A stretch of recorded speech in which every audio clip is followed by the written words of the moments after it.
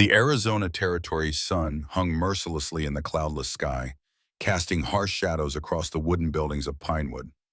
In the eerie silence of dusk, a lone figure on horseback appeared at the edge of town, silhouetted against the setting sun. Hawk Thunder, chief of the Chiricahua Apache, sat tall despite the weight in his arms. His 7-year-old daughter, Silver Rain, wrapped in a blanket, her small frame burning with fever. Behind him, the dust settled as his teenage daughter, Luna Night Sky, and two warriors halted their horses at a respectful distance. Their faces remained impassive, but their eyes scanned the town with practiced vigilance. The street ahead emptied quickly. Doors slammed shut. Curtains twitched. A woman clutched her child to her chest and hurried inside. Within moments, Sheriff Wilson emerged from his office, hand casually resting on his holstered pistol. "That's far enough," Wilson called, voice firm but measured. "State your business in Pinewood." Hawk Thunder's weathered face betrayed no emotion, but his arms instinctively tightened around his daughter. "My child is sick with white man's disease. Your medicine woman can help her." Before the sheriff could respond, several men emerged from the saloon, led by Clayton Burke, a prosperous merchant with cold eyes and an expensive suit. He spat on the ground. "We don't want your kind here, Chief," Burke sneered, his hand moving toward the pistol at his hip. "Take your disease back to your people." Murmurs of agreement rippled through the gathering crowd. More men appeared, some holding rifles. Sheriff Wilson raised his hand, signaling for calm. "There's a child involved here, Burke. Stand down." "A child who'll bring sickness to our own," Burke argued, his voice carrying across the tense silence. "One Indian become 10, and soon they'll be stealing our horses and scalping our women." Hawk Thunder remained motionless, his dark eyes fixed on Burke. Years of dealing with white men had taught him that showing emotion, especially fear, was dangerous. But inside, desperation clawed at him. Silver Rain's labored breathing seemed to grow more shallow with each passing moment. "I seek only help for my daughter," he said, his English precise but accented. "Then we will leave." "You'll leave now if you know what's good for you," Burke said, stepping forward. "That's enough." A woman's voice cut through the tension. The crowd parted as Eleanor Reed made her way forward, medical bag in hand. At 33, she carried herself with quiet confidence, despite the whispers that followed her. Her chestnut hair was pulled back in a practical bun, and her blue eyes, startlingly bright in her sun-darkened face, held a steely determination. "This child needs medical attention," she said, approaching Hawk Thunder's horse without hesitation. "Bring her to my cabin, Chief. I'll do what I can." Hawk Thunder studied the woman carefully. Something about her struck him as familiar, though he couldn't place it. Then, as she looked up at him, he saw her eyes clearly for the first time. A distinctive shade of blue that sent a jolt of recognition through him. The same blue eyes that had watched impassively as his village burned 5 years ago. The eyes of Major James Reed, the man who had ordered the massacre of his people. Hawk Thunder concealed his shock, his face remaining impassive. Oh, this woman was Reed's wife, the wife of the man responsible for the deaths of his brother, his sister-in-law, and 23 others of his extended family. "Miss Reed, you can't be serious," Burke protested. "Taking an Apache into your home?" "I don't recall asking your permission, Mr. Burke," Eleanor replied coolly, then turned back to Hawk Thunder. "Follow me, please. Your daughter needs immediate care." Sheriff Wilson stepped between Burke and Eleanor. "Let the woman do her job, Clayton. I'll keep an eye on things." Hawk Thunder made a subtle hand gesture to his companions. Luna Night Sky's expression hardened with concern, but she nodded in understanding. She and the warriors would remain at the edge of town, watching. As Hawk Thunder dismounted with Silver Rain in his arms, the crowd parted reluctantly. Some mothers pulled their children inside. Others made signs to ward off evil. Only Sheriff Wilson's authoritative presence prevented outright confrontation. Eleanor led the way to her small cabin at the edge of town. Inside was neat but sparse, a main room with a kitchen area, a small bedroom visible through an open door, and shelves lined with medical supplies, books, and jars of herbs. "Put her here," Eleanor directed, quickly clearing a small mound near the fireplace. She lit a lamp and began examining Silver Rain, whose small face was flushed with fever, dark hair damp with sweat. "How long has she been ill?" Eleanor asked, placing a cool hand on the child's forehead. 5 days, Hawk Thunder replied, watching her every move. Our medicine man tried all remedies, but the fever grows stronger. Eleanor nodded grimly as she examined the telltale rash spreading across the child's chest. It's measles. We've had several cases in town recently. She looked up at Hawk Thunder. I can help her, but she needs care for several days. She's too weak to travel. Hawk Thunder stood still as stone, his mind in turmoil. Could he trust this woman, the wife of his enemy, with his precious daughter? Yet what choice did he have? Silver Rain grew weaker by the hour, and Two Feathers had exhausted all traditional remedies. I will stay with my daughter, he said finally, his voice leaving no room for negotiation. Eleanor nodded, seemingly unsurprised by his decision. Very well, I'll need to prepare medicines immediately. She moved efficiently around the cabin, gathering herbs and heating water. First, we must lower her fever and help her breathe more easily. Hawk Thunder watched her closely, noting the care in her movements as she ground herbs and mixed tinctures. Her hands were skilled, her concentration absolute. Nothing in her manner suggested deception or ill intent. If anything, there was a gentleness to her that seemed at odds with what he knew of her husband. Why do you help us, when your people fear mine? He asked abruptly. Eleanor paused in her work, meeting his gaze directly. I'm a healer. I help those who need healing, regardless of where they come from. She measured dried herbs into a small pot of water. And I believe that kindness can bridge even the widest divides between peoples. Hawk Thunder searched her face for any sign of falsehood, but found none. Still, he couldn't reconcile this compassionate woman with the wife of the man who had ordered such brutality. Your reputation travels even to our camps, he said carefully. Two Bear spoke of how you saved his son last winter. Eleanor nodded as she strained an herbal tea into a cup. His boy had a similar sickness. He recovered well. She handed the cup to Hawk Thunder. We need to get her to drink this, a little at a time. It will help with the fever. Together they gently raised Silver Rain's head, coaxing the sick child to sip the bitter tea.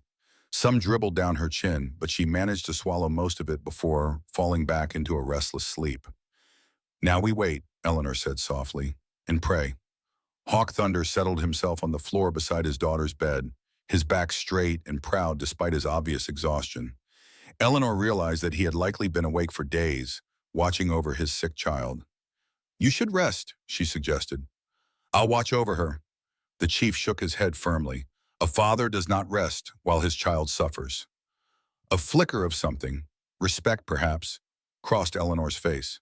She nodded in understanding and quietly began preparing more medicines for the long night ahead. Outside, the news of an Apache chief staying in Eleanor Reed's cabin spread through Pinewood like wildfire. At the saloon, Clayton Burke sat in a corner with several like-minded men, nursing a whiskey and a grudge. It ain't right, he muttered. That woman's got no business bringing savages into our town. She's always been odd, commented Randall Pierce, the town's barber. Living all alone since her husband died, mixing with Mexicans and Indians like they're her equals. Burke's eyes narrowed at the mention of Eleanor's husband. Major James Reed had been a decorated officer, and Burke's commanding officer during several campaigns against the Apache. The official story was that Reed had been killed by bandits 3 years ago, but rumors persisted about the true nature of his death. Someone ought to keep an eye on that cabin, Burke said, draining his whiskey. Make sure that Apache doesn't get any ideas about bringing more of his kind here. Back at Eleanor's cabin, the night deepened. Silver Rain's breathing grew more labored, and Eleanor applied cool compresses to bring down her fever. Hawk Thunder watched, stone-faced, but with worry evident in his dark eyes. Tell me about your daughter, Eleanor said softly as she worked, trying to distract him from his fear. For a moment, Hawk Thunder remained silent, and Eleanor thought he wouldn't answer. Then he spoke, his deep voice barely above a whisper. Silver Rain was born during the season of great storms. Lightning split the sky as she came into this world. A hint of pride softened his stern features. She has always been different at seeing things others cannot see, knowing things without being told. Our medicine man says she has one foot in this world and one in the spirit world. Eleanor nodded, continuing to tend to the child. Special children often have special burdens to bear, she said, but also special gifts to give. Hawk Thunder studied Eleanor with renewed interest. Few white people would speak of spirit worlds with such acceptance. Perhaps there was more to this woman than he had first assumed. As midnight approached, Silver Rain's fever spiked dangerously. She began to thrash and moan, her small body racked with chills despite the heat radiating from her skin. Eleanor worked frantically, preparing stronger medicines and applying cool cloths. "Hold her," she instructed Hawk Thunder. "I need to get this tincture down her throat." The chief gathered his daughter in his arms, whispering soothing words in Apache as Eleanor carefully administered the medicine. Silver Rain's eyes fluttered open, glazed with fever. "Father," she whispered in their native tongue, "I see Mother. She is calling to me." Fear gripped Hawk Thunder's heart. If Silver Rain was seeing visions of her dead mother, her spirit was already preparing to leave this world. "Stay with me, my little one," he pleaded softly. "Do not follow that path yet." Eleanor, though not understanding their words, recognized the fear in Hawk Thunder's voice. She placed her hand on Silver Rain's chest, feeling the rapid, shallow breathing. "She's fighting," Eleanor said. "Your daughter is strong." In that moment of shared concern for the child, something shifted between them, a tentative bridge across the chasm of their different worlds. Eleanor began to hum softly as she worked, an old lullaby her mother had sung to her. The gentle melody filled the cabin, somehow soothing even in this moment of crisis.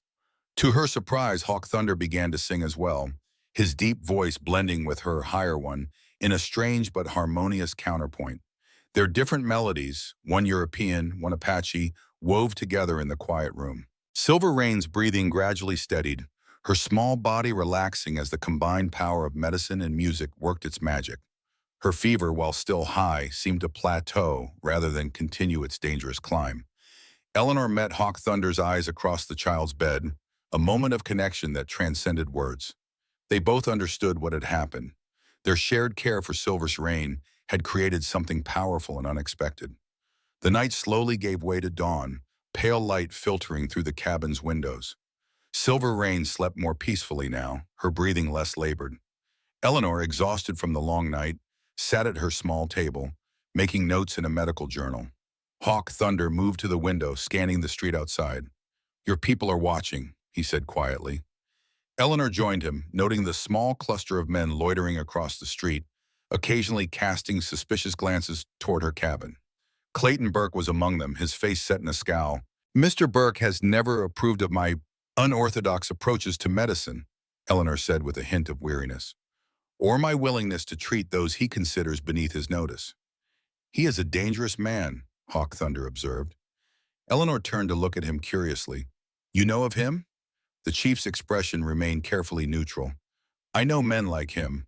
They fear what they do not understand, and they hate what they fear."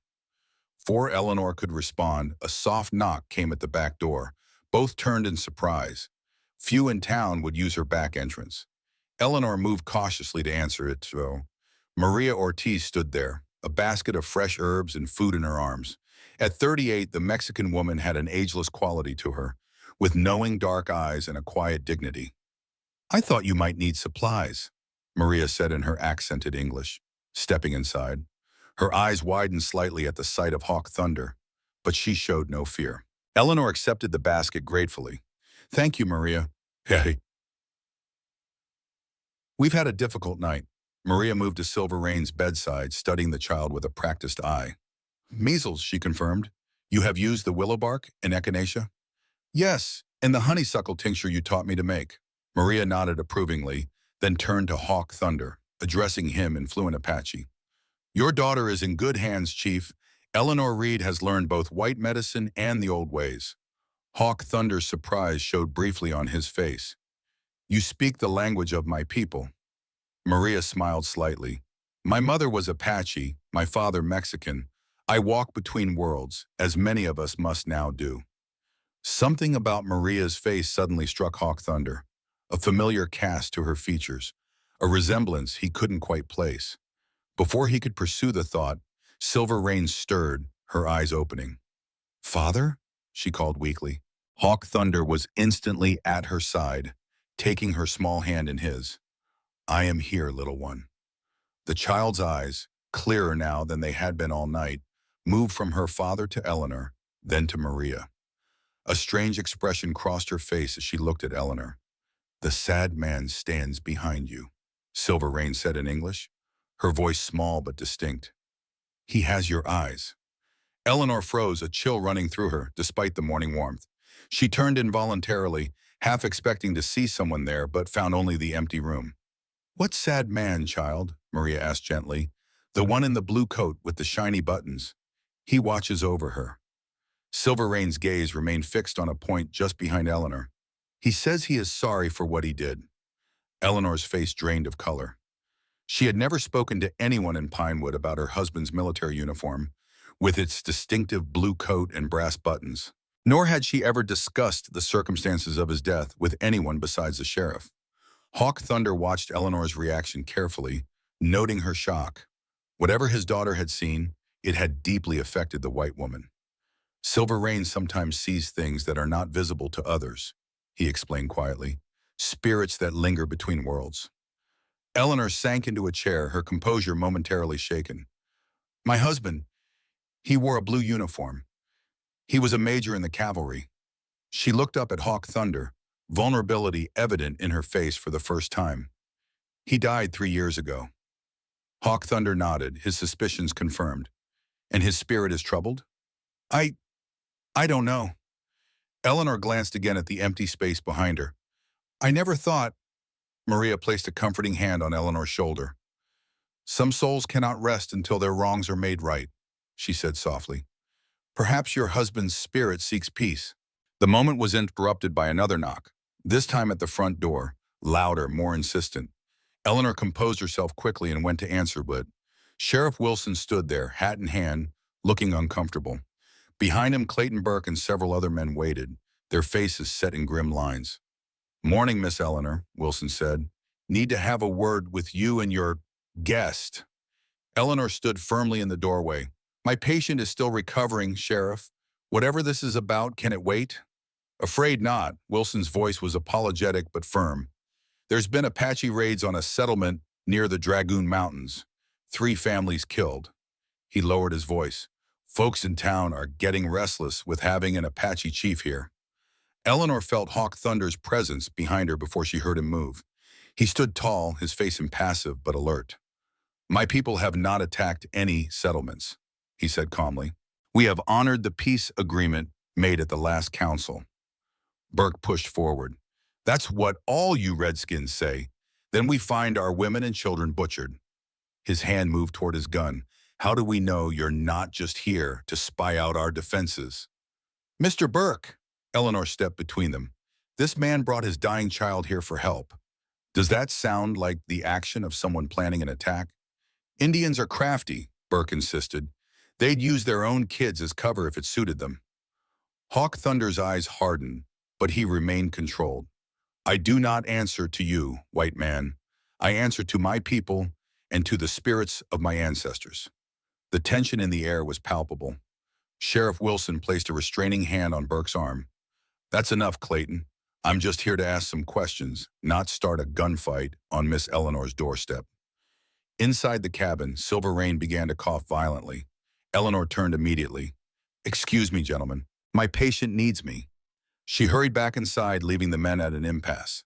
Hawk Thunder stood his ground for a moment longer, his gaze locked with Burke's, before turning to follow Eleanor. Inside, Silver Rain was struggling to breathe, her small chest heaving with effort.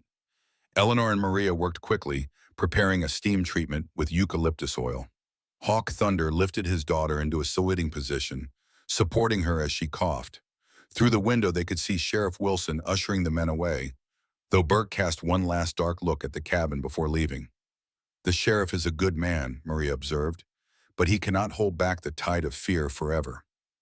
Eleanor nodded grimly as she held the steaming bowl near Silverchoin's face. "Breathe deeply, little one. This will help clear your lungs." As the child's breathing eased, Eleanor turned to Hawk Thunder. "I'm afraid you're not safe here. Once Silverchoin is stable enough to travel, you should return to your people." The chief studied her face. "You take a risk by helping us." Eleanor smiled faintly. "I've never been one to choose the easy path." She glanced at the empty space where Silver Rain had seen the sad man. "Besides, I have my own ghosts to confront." Later that afternoon, as Silver Rain rested more comfortably, Hawk Thunder stepped outside for the first time since arriving. He needed to send word to Luna Night Sky, who would be worried after the confrontation that morning. As he stood in Eleanor's small garden, scanning the tree line where he knew his daughter would be watching, he became aware of another presence. Turning slowly, he found himself face to face with Samuel Wilson, the sheriff's son. At 23, Samuel had his father's steady gaze and broad shoulders, but a gentler demeanor. He raised his hand slightly to show he meant no harm. "Chief," he acknowledged with a nod, "I'm not here to cause trouble." Hawk Thunder studied the young man. There was something familiar about him, a memory from years ago struggling to surface. "I know we've met before," Samuel continued, confirming Hawk Thunder's sense of recognition. "Though I was just a boy then. You saved my life during the Great Blizzard 10 winters ago. I got separated from a hunting party and would have frozen to death if you hadn't found me." The memory clicked into place. A small, half-frozen white boy lost in a sudden mountain snowstorm.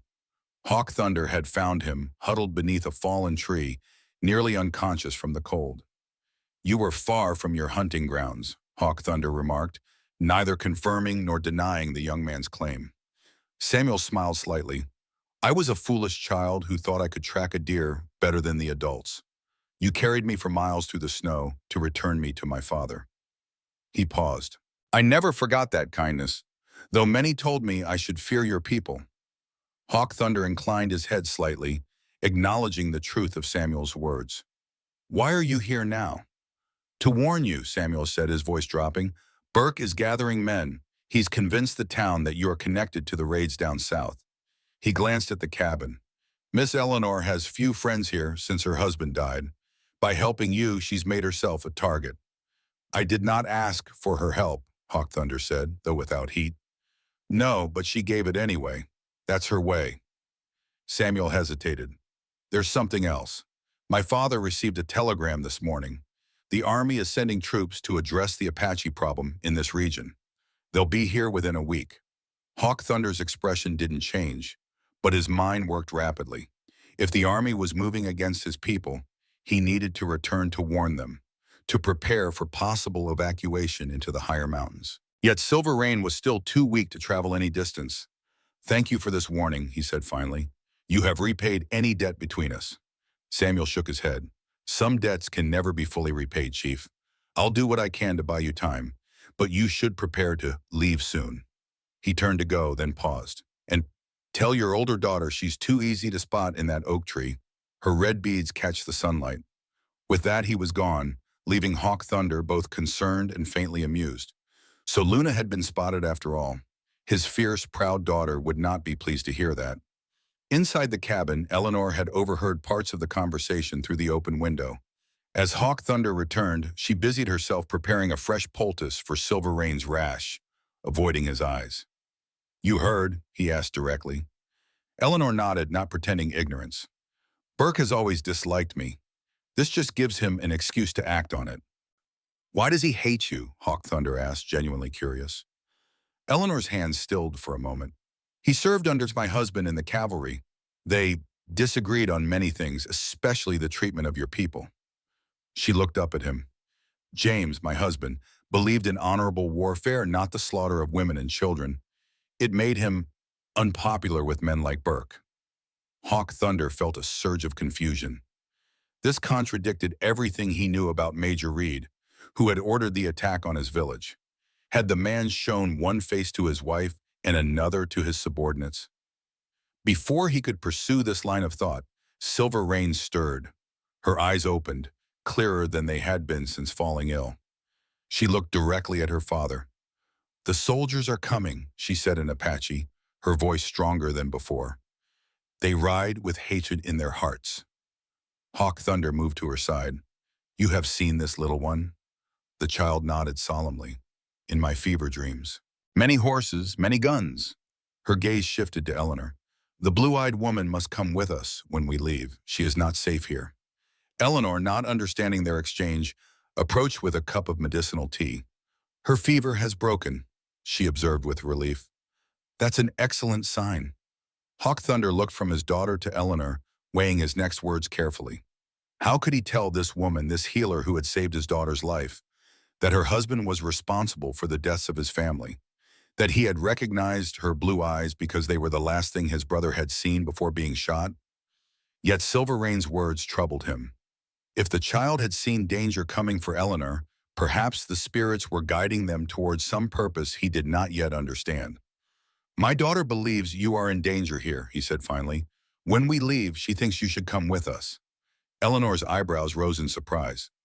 "To your village? That's impossible." "Is it?" Hawk Thunder challenged quietly. "You are already an outsider among your own people. They whisper about you, watch you with suspicion." Eleanor couldn't deny the truth of his words. Since James's death, she had increasingly felt the distance between herself and the other residents of Pinewood.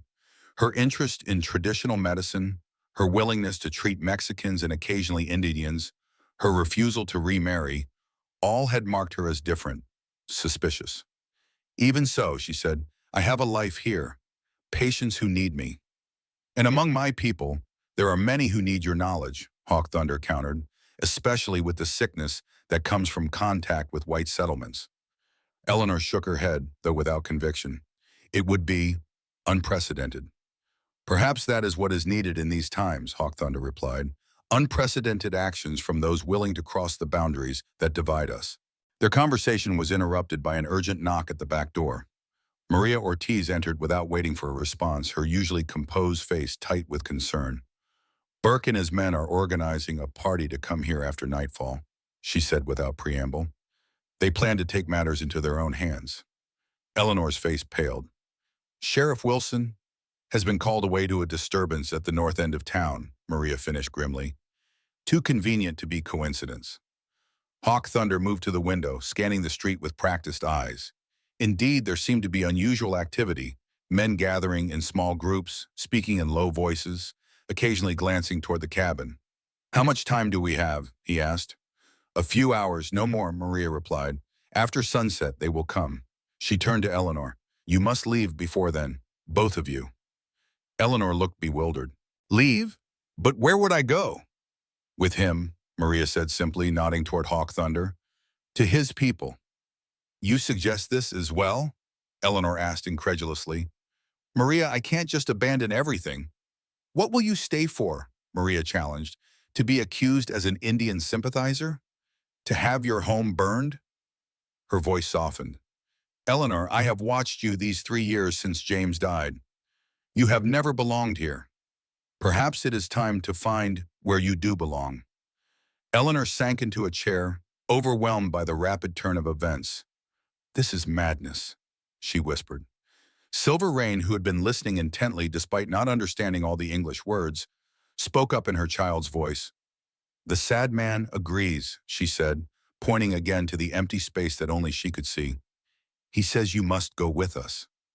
Eleanor's head snapped up, her eyes wide.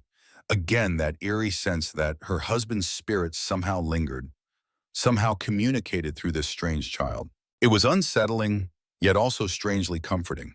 "If I were to consider this unusual proposal," Eleanor said slowly, "what would it mean? Would I be a prisoner? A hostage?" "You would be under my protection," Hawk Thunder said with dignity. "A healer among healers, free to stay or leave as you choose once it is safe to do so." Maria moved to Eleanor's side, taking her hands. "I have not told you everything about myself," she said quietly. "The reason I know so much about Apache medicine, about their language and customs, is because I am connected to them by blood." She glanced at Hawk Thunder. "My sister was his first wife, before she was killed in a raid by Mexican soldiers." Hawk Thunder's eyes widened in recognition. "Morning Star's sister," he breathed, finally placing the familiar features. "I thought you had died with the others." Maria shook her head. "I was in Tucson when the raid happened. By the time I returned, Morning Star was gone, and you had moved the tribe north."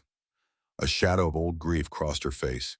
"I have lived between worlds ever since, trying in my small way to build bridges instead of walls." The revelation hung in the air, another thread in the complex tapestry being woven around them. Eleanor looked from Maria to Hawk Thunder, seeing their connection in a new light. "There is so much I don't understand," she admitted. "So much history I know nothing about." "That is true for all of us," Hawk Thunder said. "We see through the narrow window of our own experience. Perhaps it is time to open that window wider." Eleanor rose and moved to her small bedroom. From beneath her bed, she withdrew a wooden box, its brass fittings tarnished with age. She returned to the main room and placed it on the table. "Before I make any decision," she said, her voice steady despite her inner turmoil, "there is something you should know about my husband." She opened the box, revealing a leather-bound journal with a broken wax seal. James kept this record of his military service. After his death, I could not bring myself to read it. It seemed a violation of his privacy. She touched the journal's worn cover. "But perhaps now is the time."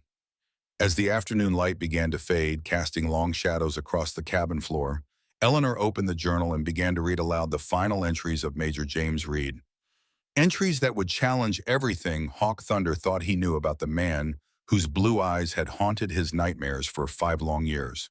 The truth, as it often does, would prove more complex than any of them had imagined. And as night approached, bringing with it the threat of Burke and his vigilantes, the 3 adults and 1 gifted child found themselves at a crossroads where past and future, hatred and healing, would collide in unexpected ways. Eleanor's hands trembled slightly as she opened the worn leather journal. The faded ink on its pages held secrets her husband had carried to his grave, secrets that might now bridge the chasm between her world and Hawk Thunder's. "The last entries are from April 1863, she said softly, about 5 months before his death. Her blue eyes flickered up to meet Hawk Thunder's intense gaze before returning to the pages. She began to read. April 15th, 1863.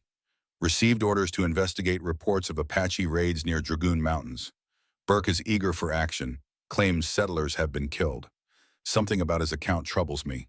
The timing, the locations, they don't align with what we know of Chiricahua movement patterns. April 17th, 1863. Dispatched scouts to verify Burke's claims before committing full force. Burke objected strongly, accused me of sympathizing with savages. Perhaps I am growing soft in my old age, but I cannot shake the feeling that we are being maneuvered towards something ugly." Eleanor paused, her brow furrowed. "I never knew James had doubts about Burke's reports." She continued reading. April 20th, 1863. Scout Johnson returned with disturbing news. Found evidence that Apache raids were staged, arrows planted incorrectly, tracks inconsistent with Apache movement. When pressed, Johnson admitted Burke offered him money to alter his report. "I've confined Johnson to quarters and will question him further tomorrow." April 21st, 1863. Confronted Burke with Johnson's testimony. He denied everything, then threatened me with reports to command about my Indian sympathies. I reminded him that falsifying reports is a court-martial offense. He stormed out. I fear what he might do. Hawk Thunder's face remained impassive, but his eyes never left Eleanor's face as she turned the page. April 22nd, 1863. Disaster. Burke led a night patrol without authorization. Claims they were ambushed by Apache, forced to pursue to a village. By the time I arrived with the main force, the village was in flames. Women, children dead. Burke claims self-defense, but the evidence suggests a deliberate massacre. These were peaceful people who traded regularly with settlements. My God, what have we done? Eleanor's voice faltered. She looked up at Hawk Thunder, whose stoic expression had fractured slightly, revealing a glimpse of the old pain beneath. "This was your village," she whispered, realization dawning. "The one Burke attacked." Hawk Thunder nodded once, a sharp, controlled movement. "I was away hunting with several warriors. When we returned," his voice, normally so measured, roughened with emotion. "My brother, his family, our elders, 23 souls sent to the spirit world without warning, without honor." Eleanor's face had gone pale. James never told me the details of what happened. Only that there had been a terrible mistake, lives lost that shouldn't have been. Her hands tightened on the journal. He changed after that day, became distant, haunted. She returned to the journal, her voice steadier now, determined to face the truth. April 23rd, 1863. Found a survivor among the ruins. A warrior, badly wounded, but alive. Burke wanted to finish him, but I ordered him taken to our medical tent instead. Burke called me a traitor. Perhaps I am. I no longer recognize the honor in our mission here. April 24th, 1863. The Apache warrior will live, though his recovery will be long. I've arranged for his secret transport away from camp. What I'm doing is against regulations, possibly treasonous, but I cannot add another innocent death to my conscience. I pray he finds his way back to his people. Hawk Thunder's eyes widened almost imperceptibly. I was that warrior, he said quietly. A soldier with healer's hands treated my wounds, then helped me escape under cover of night. He never spoke, and I saw him only in darkness. He studied Eleanor with new understanding. I never knew it was by your husband's order. Eleanor stared at him, the weight of this revelation hanging in the air between them. James saved you, she whispered, a complex mixture of emotions crossing her face. Pride, grief, confusion. While his men killed my family, Hawk Thunder added, his tone not accusatory but weighted with truth. Eleanor nodded, acknowledging the brutal reality. Yes. She turned back to the journal, needing to know the rest. April 30th, 1863. Command has accepted Burke's version of events. I am being recalled to Fort Grant, ostensibly for consultation, but I know a court-martial awaits. Burke has powerful friends. My career is finished, but that seems a small price compared to the innocent lives lost. May 2nd, 1863. Last night I dreamed of the burning village. The women, the children, their eyes follow me, accusing. How does a man live with such a weight on his soul? Even if I tell the truth, it won't bring them back. Nothing will. The final entry was dated nearly 3 months later, the handwriting more unsteady, as if written by a trembling hand. August 12th, 1863. I cannot bear it any longer. The nightmares, the whispers. Burke has been promoted. The truth of what happened buried. Eleanor suspects something is wrong but cannot understand the depth of my shame. Better she never knows. Better she remembers me as I was, not as the broken shell I've become. May God forgive me for what I could not prevent and for what I am about to do. Eleanor closed the journal, her cheeks wet with silent tears. He shot himself 3 days later, she said, her voice barely audible. I found him in his study.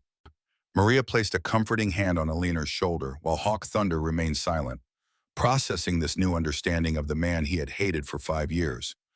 I always believed it was Major Reed who ordered the attack, Hawk Thunder said finally.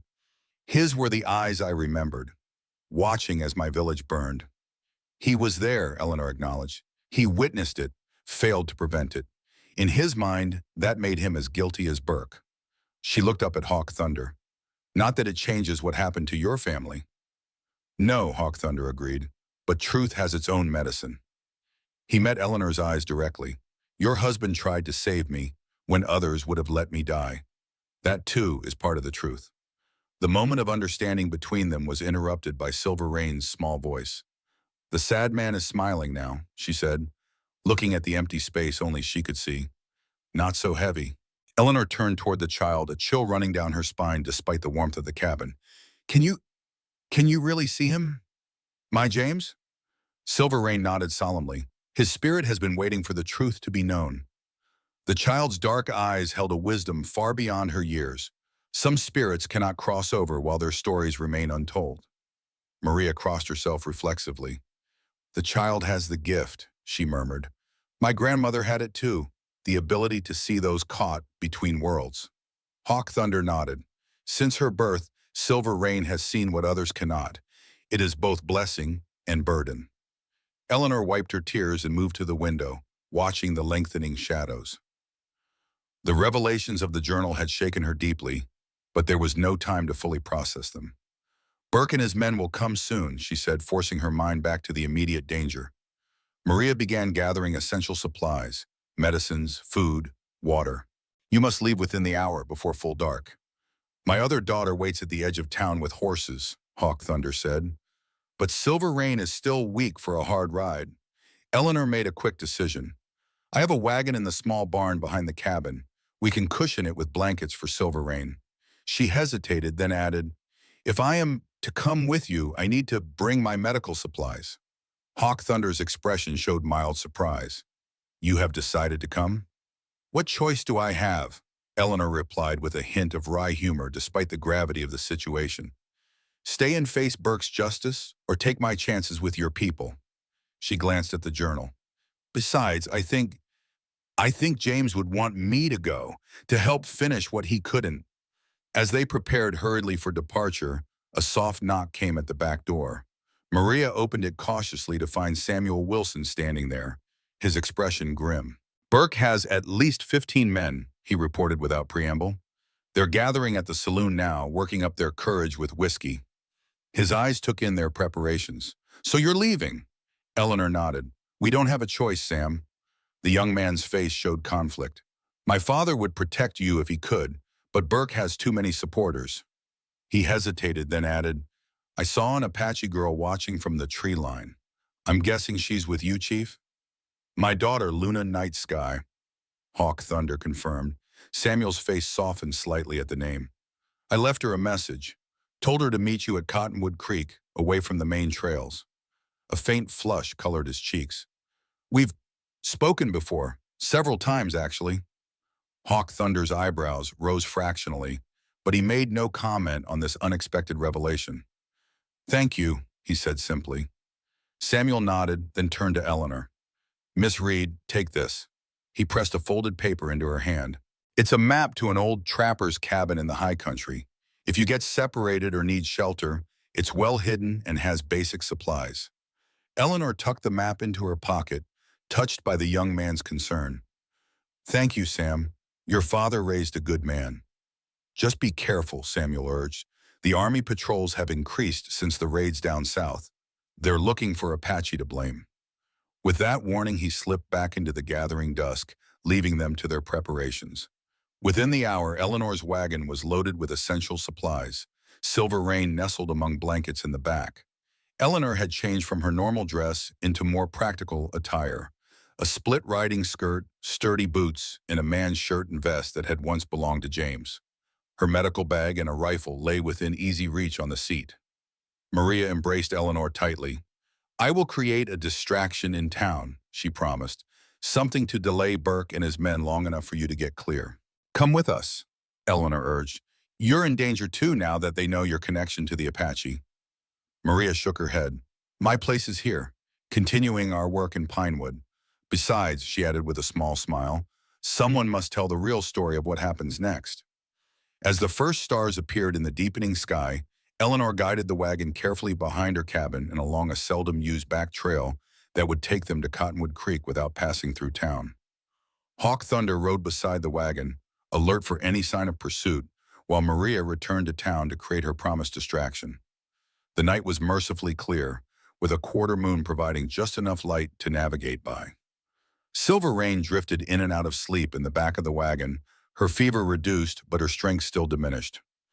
Eleanor kept glancing back at the child, concerned about the effects of the journey on her recovery. She is stronger than she appears, Hawk Thunder said, noting Eleanor's worry. Apache children learn early to endure hardship.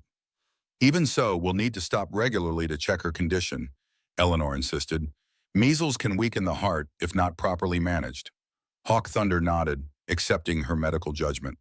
They traveled in silence for a time, each lost in their own thoughts.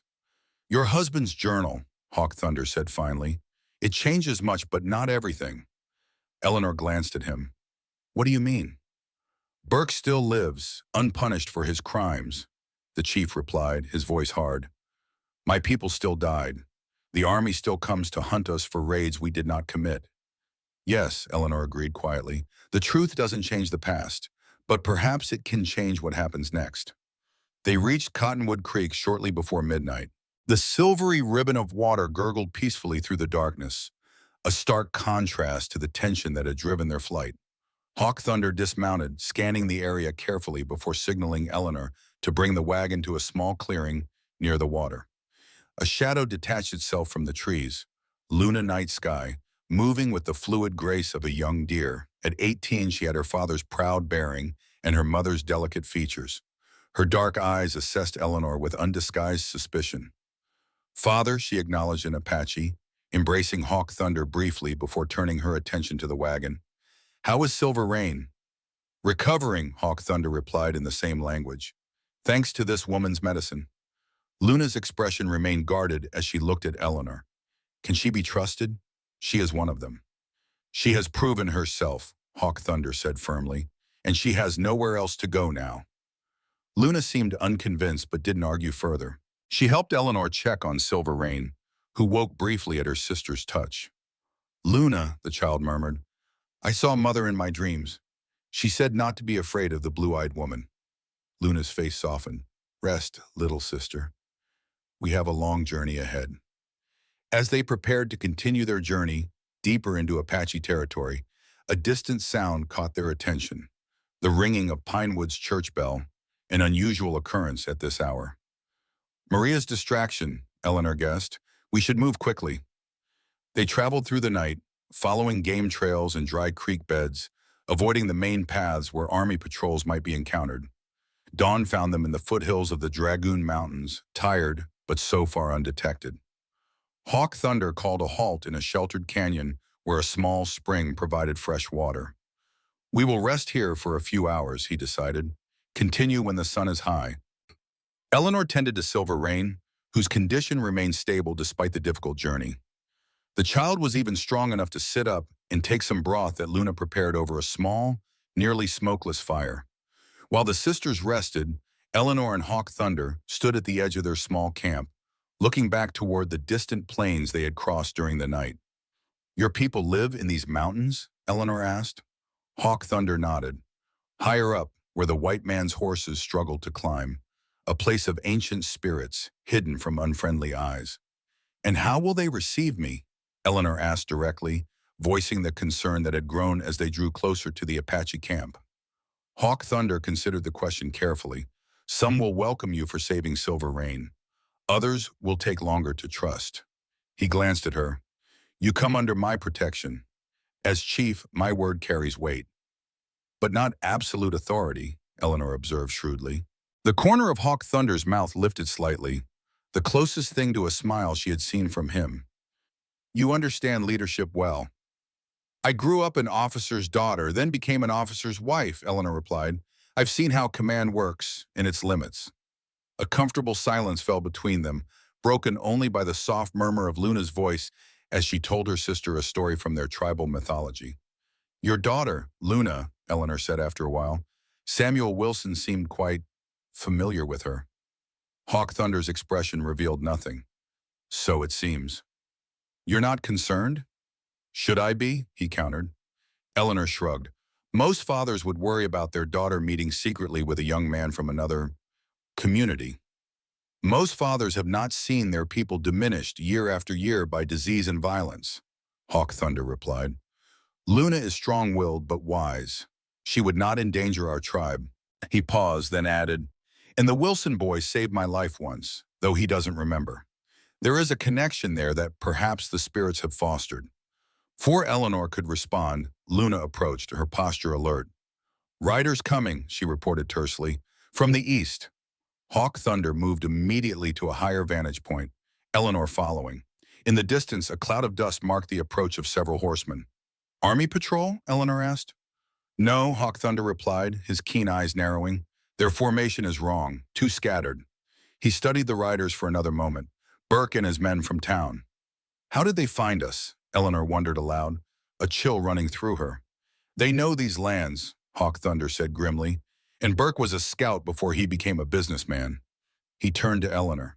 We must separate. They will expect us to stay together. Split up? Eleanor's concern was immediate. What about Silver Rain? She will come with me and Luna. We can move faster through the mountains on horseback. His dark eyes held hers steadily. You take the wagon along the canyon. It continues west for several miles before joining the old mission trail. Follow it north. And then what? Eleanor asked, trying to keep the apprehension from her voice. Our village lies near Three Hawks Mesa, a distinctive formation, 3 stone spires that resemble birds in flight. He hesitated, then added, If I do not arrive within 2 days, ask for Grey Wolf or 2 Feathers. Tell them I sent you to help with the sickness. Eleanor nodded, committing the instructions to memory. What about Burke and his men? Luna and I will lead them away from you, then lose them in the high passes. Hawk Thunder's confidence was reassuring. These are our ancestral lands. We know paths no white man has seen. And they returned to camp and quickly explained the situation to Luna, who immediately began preparing Silver Rain for travel. The child was wrapped securely in blankets and tied to her father's back in the traditional Apache manner, leaving his hands free. "The medicine in my bag," Eleanor said hurriedly, transferring several bottles and packets to a small pouch. "For Silver Rain's fever and cough, 3 drops of the tincture morning and night, in the powder mixed with honey for her throat." Hawk Thunder accepted the pouch, securing it inside his buckskin shirt. "We will meet again at Three Hawks Mesa," he said, his tone making it a promise rather than a hope.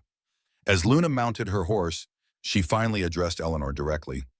"The white man with the angry eyes," she said, referring to Burke. "He wants more than revenge for you helping us. There is something else he fears."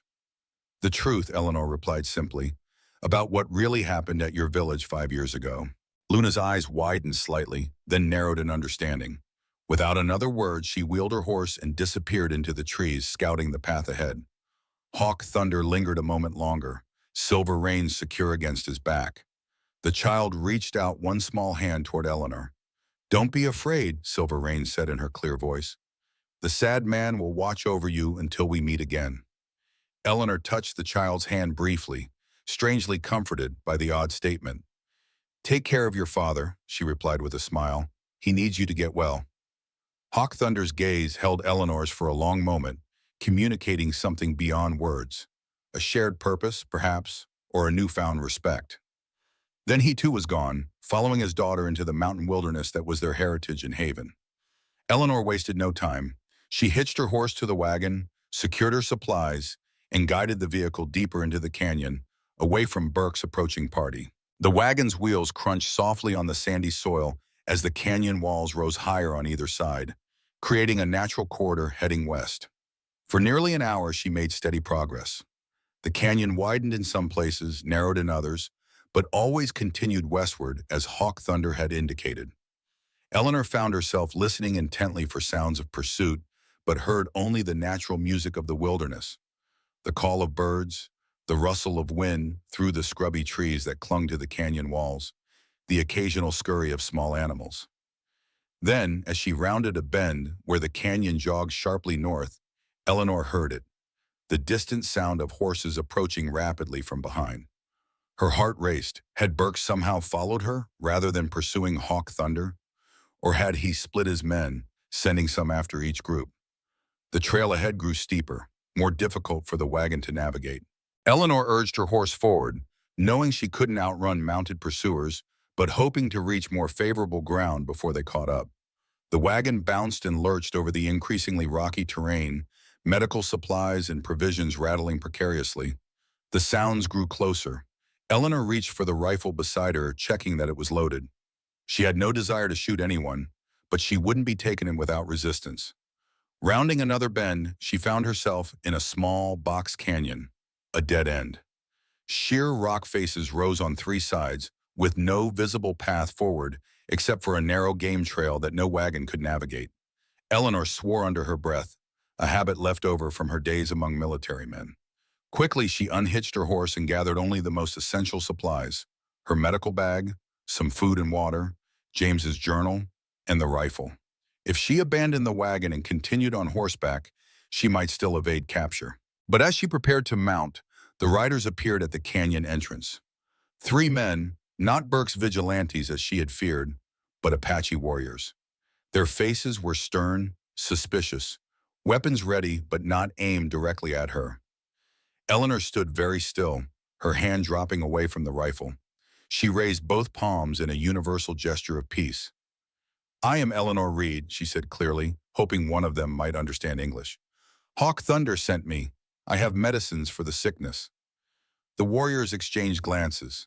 The oldest among them, a man with silver streaks in his long black hair, dismounted and approached cautiously. "You are the white healer, woman?" he asked in accented but understandable English. Eleanor nodded, relief flooding through her. "Yes, Hawk Thunder and his daughters are leading Burke's men away from your village. He told me to go to Three Hawks Mesa." The warrior studied her intently, as if weighing her truthfulness. "I am Grey Wolf, brother of Hawk Thunder's first wife," he said finally. "Our village has been watching for your approach since dawn." You knew we were coming? Eleanor asked, surprised. Grey Wolf's expression remained impassive. Silver Rain has the sight. Before she fell ill, she spoke of a blue-eyed woman who would bring new medicine to our people. He glanced at her medical bag. The child's visions are never wrong. Eleanor absorbed this information with a mixture of wonder and skepticism. As a woman of science, she struggled with such mystical claims. Yet she had witnessed Silver Rain's uncanny knowledge of James, her ability to seemingly communicate with his spirit. The sickness in your village, she said, focusing on the practical. Is it like Silver Rain's? Fever? Rash? Coughing? Grey Wolf nodded. Many children are affected. 2 have already walked the spirit path. Eleanor's medical instincts immediately took precedence over any other concerns. Take me to them, she said decisively.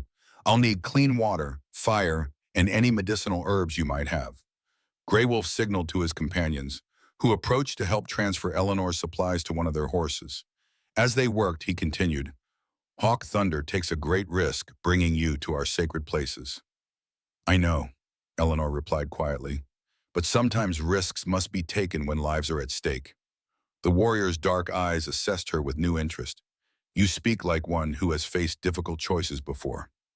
Haven't we all? Eleanor countered, thinking of James's final choice, of Hawk Thunder's decision to seek help from those he had reason to hate, of her own leap into the unknown by accompanying him. Grey Wolf almost smiled. Perhaps you will fit among us better than I first thought, blue-eyed woman. They rode for several hours, climbing steadily into the mountains along trails invisible to untrained eyes. The landscape changed gradually, desert scrub giving way to pine forests and rocky outcroppings as they ascended. Eleanor, though an experienced rider, found herself challenged by the steep, narrow paths and impressed by the sure-footed Apache horses. By mid-afternoon, they crested a ridge, and Eleanor got her first view of Three Hawks Mesa, an impressive flat-topped mountain crowned by 3 distinctive stone spires that did indeed resemble birds in flight. At its base, nestled in a sheltered valley with a clear stream running through it, lay the Apache village. From this distance, it looked peaceful. Conical wickiups arranged in a circular pattern, horses grazing in a meadow nearby, smoke rising from cooking fires. But as they drew closer, Eleanor could sense an undercurrent of tension. Children who would normally play outside were nowhere to be seen. Women moved quickly between dwellings, their postures suggesting urgency rather than the relaxed rhythm of daily life. Their arrival caused an immediate stir. People emerged from wickiups, watching with expressions ranging from curiosity to outright hostility as Grey Wolf led Eleanor into the center of the village. Whispers followed them. White woman. Healer. Hawk Thunder's doing, in a mixture of Apache and broken English. Grey Wolf dismounted and helped Eleanor down from her horse. Come, he said. 2 Feathers waits for you. He led her to a larger wickiup set slightly apart from the others. Outside, an elderly man sat on a woven mat, grinding herbs with a stone mortar and pestle. His deeply lined face spoke of decades under the harsh desert sun, but his eyes were clear and sharp as they fixed on Eleanor. So, he said in surprisingly good English, you are the one Silver Rain saw in her vision. Eleanor inclined her head respectfully. I am Eleanor Reed, a healer from Pinewood, and I am 2 Feathers, keeper of the old ways. He set aside his mortar and gestured for her to sit opposite him. Grey Wolf tells me you have medicines for the sickness that takes our children. I hope so, Eleanor replied honestly. I would need to examine the sick ones first. 2 Feathers nodded, appreciating her caution. You do not make promises you cannot keep. Good. He studied her face. But I must ask, why does a white woman risk her life to help those her people call enemies? It was the question Eleanor had been expecting since her arrival, the question at the heart of her presence here. She considered her answer carefully. 5 years ago, soldiers attacked an Apache village near here, she began. My husband was their commander, though the attack happened against his wishes. She met the old man's gaze steadily. He tried to make amends by saving one wounded warrior. Your chief, Hawk Thunder. 2 Feathers' eyes widened slightly. You are Major Reed's woman? I was, Eleanor confirmed, before his death. The old man was silent for a long moment, his expression unreadable. The past casts long shadows, he said finally, but a healer's hands may belong to any people. He rose stiffly to his feet. Come, the sick ones are in the healing lodge. Eleanor followed Two Feathers to a larger structure at the north end of the village. Inside, the air was heavy with the scent of medicinal herbs and smoke from a small fire. Several children lay on beds of soft furs, their small faces flushed with fever, their breathing labored. Women tended to them, applying cool cloths and singing softly. Eleanor's heart clenched at the sight. The symptoms were identical to Silver Rain's: measles, spreading through a population with no natural immunity. Without proper treatment, many more would die. May I? She asked, indicating her medical bag.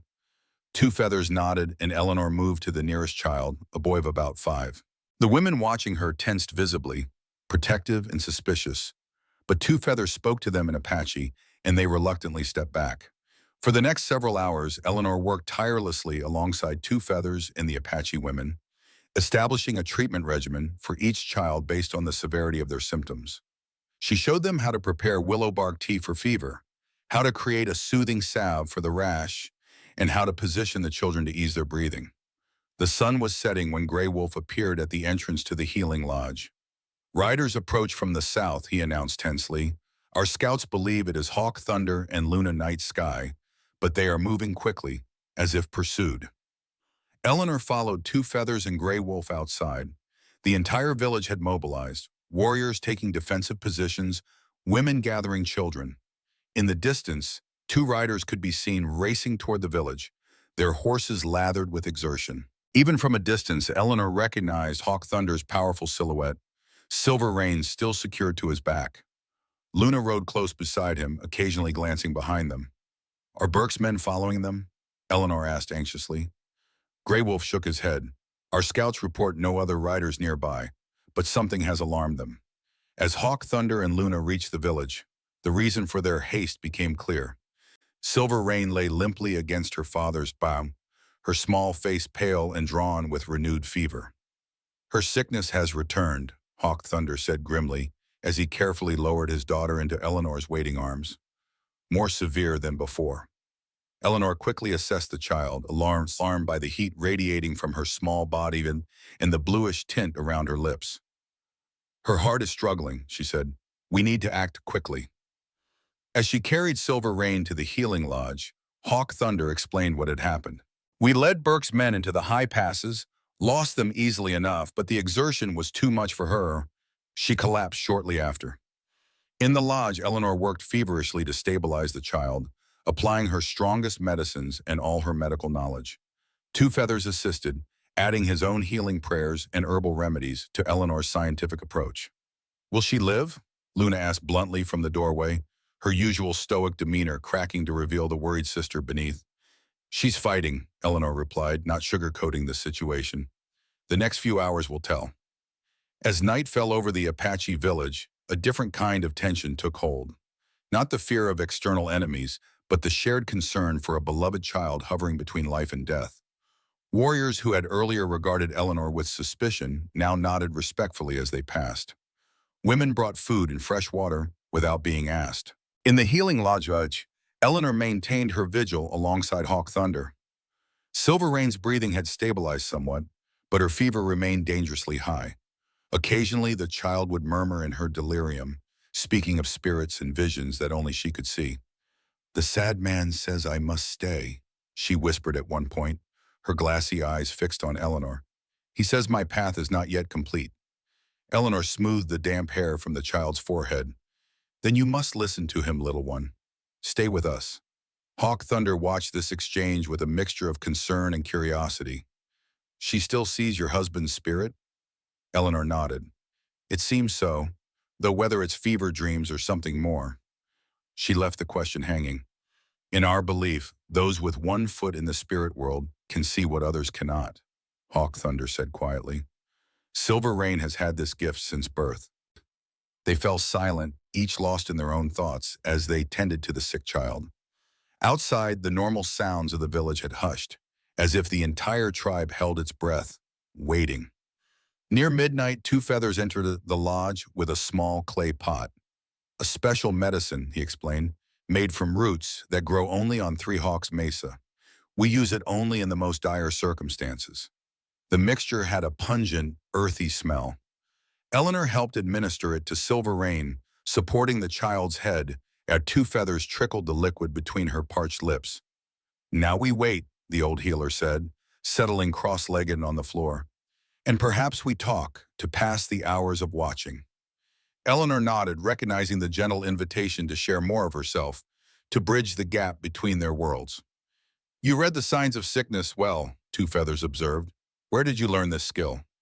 "From my father's army physician, initially," Eleanor replied. "Later, I studied with doctors in Boston, though they didn't entirely approve of a woman pursuing medical knowledge." She smiled slightly at the memory. "And most recently, from Maria Ortiz, who taught me about native herbs and remedies." "Ah, Morning Star's sister," Two Feathers nodded.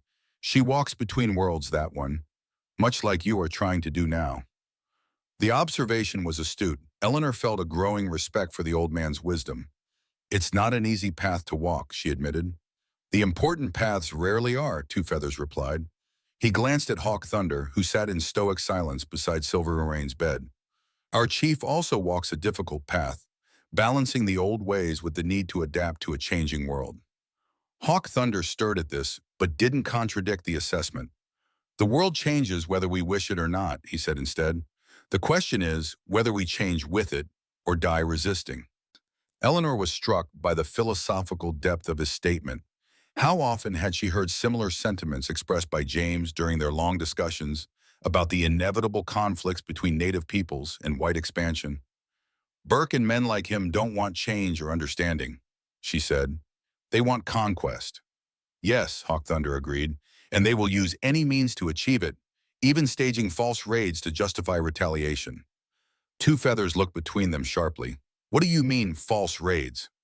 Eleanor explained what they had learned from James's journal, how Burke had fabricated evidence of Apache attacks to justify the massacre 5 years ago. "And I fear he may be doing something similar now," she concluded. "The recent attacks on settlers may not be what they seem." The implication hung heavily in the air. If Burke was once again manufacturing a pretext for military action against the Apache, all their lives were in even greater danger than they had realized. "We need proof," Hawk Thunder said finally. "Without it, no one will believe us over Burke." "The journal," Eleanor suggested. "James documented his suspicions. Johnson's testimony. The word of a dead man against a living, respected businessman." Two Feathers shook his head. "The white man's justice rarely favors our kind, or those who stand with us." The conversation was interrupted by a soft moan from Silver Rain. The child's eyes fluttered open, clearer than they had been for hours. "Father?" she called weakly. Hawk Thunder was instantly at her side, taking her small hand in his. "I am here, little one." Silver Rain's gaze moved from her father to Eleanor, then to Two Feathers. "The medicine is strong," she whispered. "It reached even into the spirit world to bring me back." Eleanor checked the child's forehead, relief flooding through her as she detected a noticeable drop in temperature. "Her fever is breaking," she announced. "I think the crisis is past." Two Feathers nodded in satisfaction, the old medicine and the new working together. He looked meaningfully at Eleanor. Perhaps there is wisdom in this joining of different paths. As dawn approached, Silver Rain fell into a natural healing sleep. Eleanor, exhausted from the long vigil, finally allowed herself to rest as well, settling onto a pallet near the fire. Hawk Thunder remained awake, watching over both his daughter and the woman who had now twice saved her life. Outside, the first birds began their morning songs, heralding a new day, a day that would bring fresh challenges as they confronted the threats gathering around them, but also new possibilities for understanding across the divide that had separated their peoples for so long. In the growing light, Two Feathers emerged from the healing lodge to find Grey Wolf waiting. "The child will live," the old healer reported, "and perhaps more than one kind of healing has begun this night." Grey Wolf glanced toward the lodge, his expression thoughtful. "Do you trust this white woman, old friend?"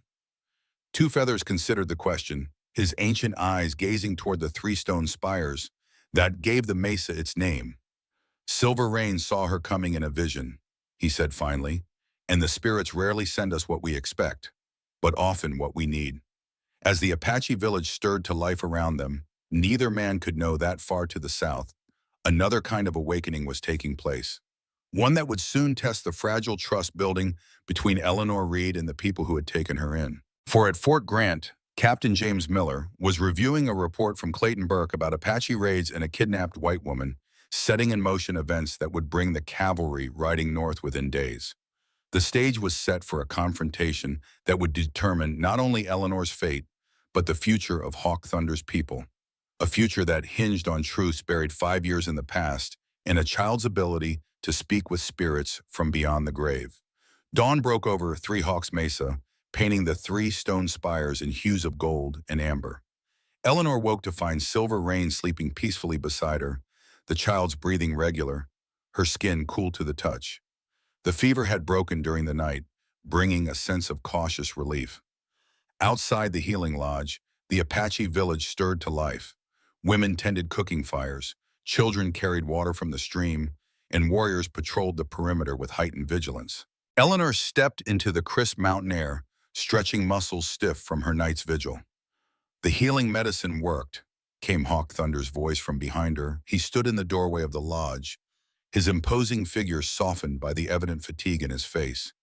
Silver Rain's spirit has chosen to remain with us. Eleanor smiled, feeling a warmth that went beyond professional satisfaction. It was a combination of medicines, your traditional remedies, and my training. And your daughter has remarkable strength. Hawk Thunder nodded, acknowledging the truth in her words. Come, you must eat after such a night. He led her to a central fire where women prepared the morning meal. Several children peered at Eleanor with undisguised curiosity, while their mothers watched more warily. One older woman, her silver-streaked hair pulled back in a traditional style, approached with a wooden bowl of fragrant stew. This is my sister, Gray Willow, Hawk Thunder introduced her. She is our tribe's most skilled healer after Two Feathers. Gray Willow handed Eleanor the bowl, her dark eyes studying the white woman intently. You saved my niece, she said in careful English. Not once, but twice. For this, you have my gratitude. The simple acknowledgement clearly held significance, judging by the murmurs from those watching. Eleanor accepted the bowl with both hands, a gesture of respect she had observed others using. Thank you, I only did what was necessary. Gray Willow's weathered face revealed a hint of amusement. Not many would risk themselves for those they are taught to fear. She gestured to the stew. Eat. The mountain air steals strength quickly. As Eleanor ate the nourishing mixture, she observed the camp's dynamics. Despite the appearance of routine, tension hung in the air. Warriors gathered in small groups, speaking in low voices. Mothers kept their children close. The threat from outside, whether from Burke's vigilantes or army patrols, was never far from mind. Luna Night Sky appeared, looking tired but alert after her night's watch at the village perimeter. She exchanged words with several warriors before approaching her father and Eleanor. The scouts report no movement from the south, she reported, but smoke signals from the eastern ridge warn of soldiers, 2 days' ride from here, moving steadily in our direction. Hawk Thunder's face hardened. Burke has reached Fort Grant with his lies. Lies about the raids? Eleanor asked, setting aside her bowl. And about you, Luna added, meeting Eleanor's eyes directly. The smoke signals say they seek a white woman taken by Apaches against her will. Eleanor's stomach tightened. He's claiming I was kidnapped to justify an attack on your people. It serves his purpose, Hawk Thunder said grimly. To paint us as raiders and kidnappers creates the excuse he needs to take our lands. But why? Eleanor pressed. What does Burke want with this territory so desperately?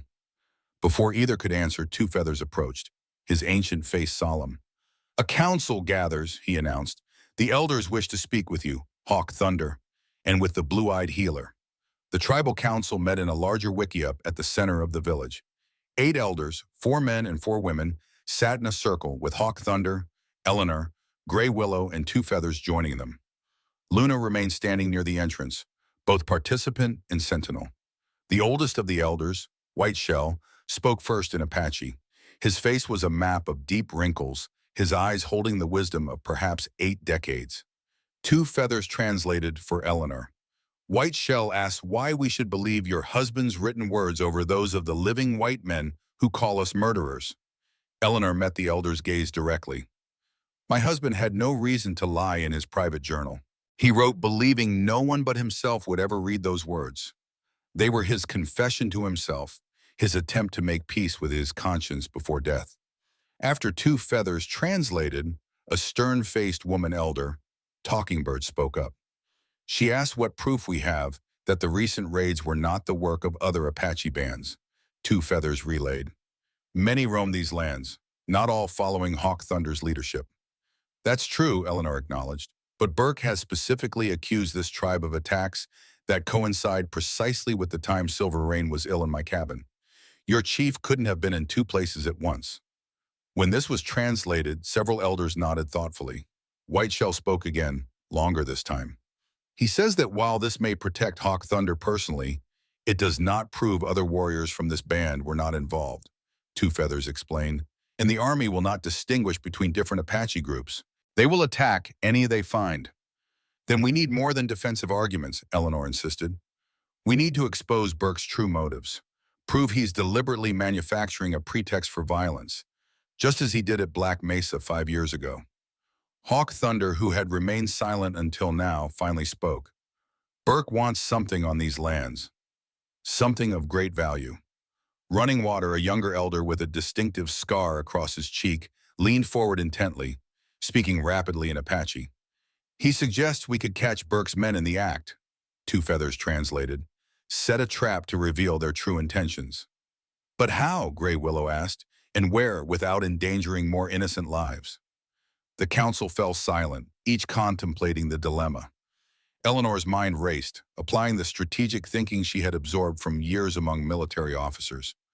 We need to give them a target they can't resist, she said slowly. Something valuable enough to draw them out, but controlled enough that we can monitor it without risking lives. What would such bait be? Hawk Thunder asked. Eleanor met his eyes steadily. Me.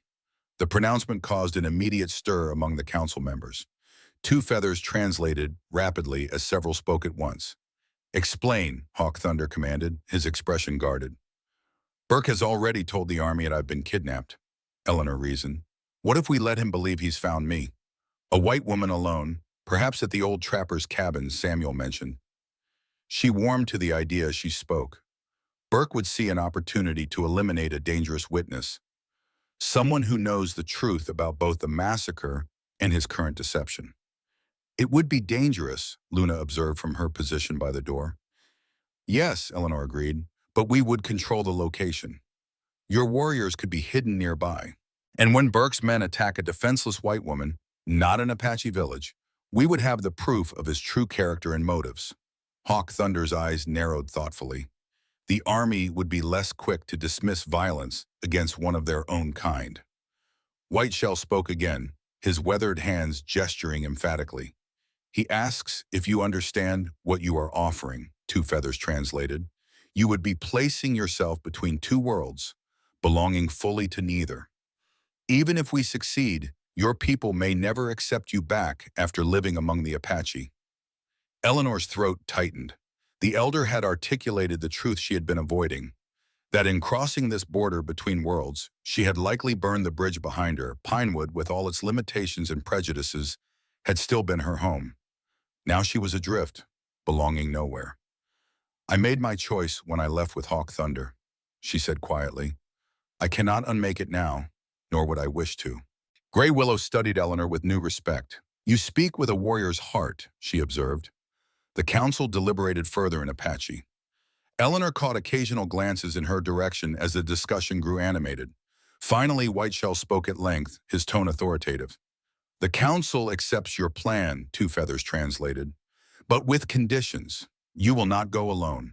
Luna Night Sky will accompany you disguised as your servant, and you will wear this. The old man removed something from a small pouch at his waist, a stone amulet on a leather cord, etched with symbols Eleanor didn't recognize. This medicine stone has protected our people for generations, Two Feathers explained. It cannot stop bullets, but it may turn aside misfortune. Deeply moved by the gesture, Eleanor bowed her head as the elder placed the amulet around her neck. The stone felt warm against her skin, as if it retained the heat of all the hands that had held it through the years. We will send our fastest rider to Sheriff Wilson, Hawk Thunder added. If he is the honorable man you believe, He may bring help when most needed. As the council dispersed to prepare, Eleanor returned to the healing lodge to check on Silver Rain. The child was awake, sitting up and taking broth from a wooden bowl. Her dark eyes brightened at Eleanor's approach. "You bear the sacred stone," Silver Rain observed, pointing to the amulet. Eleanor touched it reflexively. "Yes, your great elder gave it to me for protection." Silver Rain nodded solemnly. "It is powerful medicine. My mother wore it before she walked the spirit path." She tilted her head as if listening to something only she could hear. "The sad man says you must be careful. The angry one with cold eyes seeks more than revenge." A chill ran through Eleanor at the child's words. "What does he seek, Silver Rain?" "A secret buried with the dead," the girl replied, her voice taking on an oddly adult cadence. "The map my uncle hid in his medicine pouch. The one that shows where the yellow metal sleeps beneath the earth." Eleanor's breath caught. "A map? To gold?" The child nodded. "The angry man took it from my uncle's body after the village burned. That is why he wants our lands empty of Apache. That is why he made the soldiers attack us 5 years ago." So that was it, the true motive behind Burke's actions. Not just hatred or prejudice, but greed. A gold deposit on Apache land and a map stolen from a murdered man. Before Eleanor could press for more details, Luna appeared at the lodge entrance. "It's time," she announced. "We must reach the trapper's cabin before nightfall." Eleanor squeezed Silver Rain's small hand. "Get stronger, little one. I'll return soon." The child's eyes, wise beyond her years, held Eleanor's. When the water journeys far from the mountain, it is changed forever. With those cryptic words echoing in her mind, Eleanor followed Luna to where horses waited. 2 warriors would accompany them part way, ensuring they weren't followed, before circling back to join those who would hide near the trapper's cabin. Hawk Thunder stood beside Eleanor's mount, checking the saddle one last time. "The cabin is well positioned," he said, pointing north toward distant hills, defensible with clear lines of sight. "My warriors will remain hidden until Burke's men make their move." Eleanor nodded, studying the terrain. Then on impulse, she removed James's journal from her saddlebag and handed it to Hawk Thunder. "Keep this safe," she said. "If something happens to me, it's the only evidence of what really occurred at Black Mesa." Hawk Thunder accepted the journal solemnly, tucking it securely inside his buckskin shirt. "Nothing will happen to you," he stated, with such conviction that Eleanor almost believed him. "Luna is our finest scout, and our warriors will be close." Their eyes held for a moment longer than necessary, something unspoken passing between them.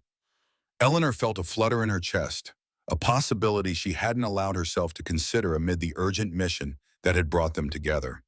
She mounted her horse, adjusting her skirts and checking that her medical bag was secure. She wore her own clothes again, cleaned and mended by Grey Willow, with her hair styled in its usual practical bun. If observed from a distance, she would appear every inch the respectable frontier doctor. Luna, by contrast, had exchanged her Apache garments for a simple cotton dress and shawl that might be worn by a Mexican servant girl. Her long black hair was braided and pinned up, and she kept her eyes downcast in a convincing performance of subservience that Eleanor suspected cost the proud young woman considerable effort. "Ready?" Eleanor asked. Luna nodded once, sharp and decisive. They urged their horses forward, the 2 warrior escorts flanking them as they rode out of the village. Eleanor glanced back once to see Hawk Thunder standing tall and straight, watching them go. Beside him, tiny Silver Rain raised one hand in farewell, her small face solemn with knowledge beyond her years. They reached the trapper's cabin by dusk, having traveled north through increasingly rugged terrain. The small, sturdy structure nestled against a rocky hillside with a clear view of the approach from the south. A stream gurgled nearby, and thick stands of pine provided natural concealment for the Apache warriors who would position themselves around the perimeter. The cabin's interior was dusty but intact. A simple wooden table with 2 chairs, a narrow cot against one wall, a stone fireplace, and shelves holding basic provisions: salt, coffee, dried beans. Samuel had described it accurately. "We should not light a fire," Luna advised as they settled in. "Smoke would be visible for miles." Eleanor agreed, though the mountain night promised to be cold. They ate a simple meal of dried meat and corn cakes brought from the village. then discuss their strategy for the morning. Burke will expect to find me alone and vulnerable, Eleanor reasoned. You should remain hidden until they make their move. Luna nodded, her hand moving to the knife concealed beneath her dress. I will watch from the rocks behind the cabin. 4 warriors are positioned in the forest, and more will arrive before dawn.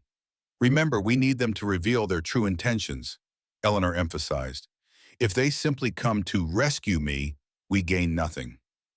Men like Burke do not ride so hard merely to rescue, Luna said with cold certainty. He comes to silence you and recover the journal, to bury all evidence of his crimes.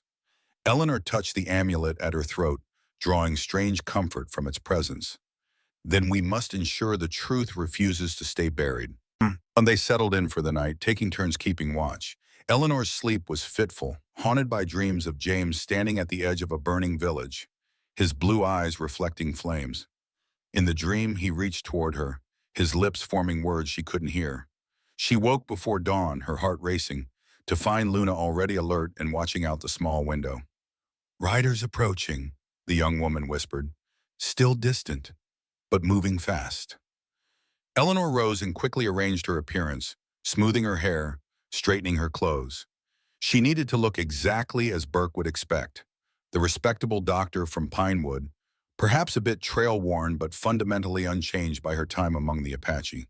I will join the warriors outside, Luna said, slipping toward the back door. Remember, let Burke believe you are alone and afraid. Draw out his true purpose. After Luna's departure, Eleanor paced the small cabin, rehearsing what she would say. So much depended on her performance in the coming confrontation. Lives hung in the balance, not just her own, but those of Hawk Thunder's entire tribe. The sun had just cleared the eastern mountains when she heard approaching horses. Eleanor positioned herself at the table, arranging her medical bag in a few small items to suggest she had been using the cabin as a temporary shelter. Then she waited, heart thundering against her ribs. Hoofbeats in the clearing, men's voices. A sharp knock at the door. Miss Reed? Eleanor Reed, are you in there? The voice was Burke's, his tone a masterful imitation of concern. Eleanor took a deep breath, then opened the door. Clayton Burke stood on the threshold, his expensive suit dusty from hard riding, his cold eyes taking in every detail of her appearance. Behind him, 5 other men from Pinewood sat on horseback, rifles ready. Mr. Burke, Eleanor acknowledged, injecting just the right note of surprise and relief into her voice. How did you find me? Thank the Lord you're alive, Burke exclaimed, ignoring her question. When we found your cabin empty and signs of Apache, we feared the worst. He stepped forward as if to enter. Are you hurt? Did they harm you? Eleanor stepped back, allowing him inside while leaving the door open. No, I'm unharmed. I've been hiding here since escaping from them. Burke's gaze swept the cabin, looking for signs of other occupants. Finding none, he turned back to Eleanor, his concerned expression never quite reaching his eyes. You're a brave woman, Miss Reed, but these hills aren't safe. Apache war parties everywhere. He gestured toward the door. We should get you back to Pinewood immediately. I appreciate your concern, Mr. Burke, Eleanor said carefully. But I'm not where Pinewood is safe for me either. Not after what I've learned. Burke's expression flickered, a momentary tightening around his mouth. What you've learned? About what? About what really happened at Black Mesa 5 years ago, Eleanor said, watching him closely, and about the gold deposit shown on the map you took from Hawk Thunder's brother after the massacre. All pretense of concern vanished from Burke's face. He gestured sharply to his men, who dismounted and entered the cabin, closing the door behind them. I was afraid the savages might have poisoned your mind with their lies, Burke said, his voice hardening. Seems I was right. They're not lies, Mr. Burke. Eleanor stood her ground, though her pulse raced. I've read James's journal. I know you deliberately provoked the massacre at Black Mesa, and I know why, for a gold mine on Apache land. Burke's eyes narrowed dangerously. James Reed was a weak man who couldn't stomach the necessities of frontier justice. His journal is nothing but the ramblings of a broken mind. A mind broken by witnessing your atrocities, Eleanor countered. He documented everything. Your false reports, the staged evidence, your threats when he questioned you. One of Burke's men shifted uncomfortably. What's she talking about, Clayton? Nothing but Apache propaganda, Burke snapped. They kidnapped her, filled her head with their savage lies. He turned back to Eleanor. Where is Reed's journal now?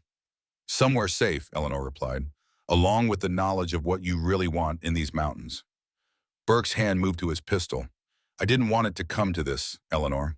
I respected James, despite his weaknesses. I even protected you after his death, kept certain rumors about the nature of his accident from spreading.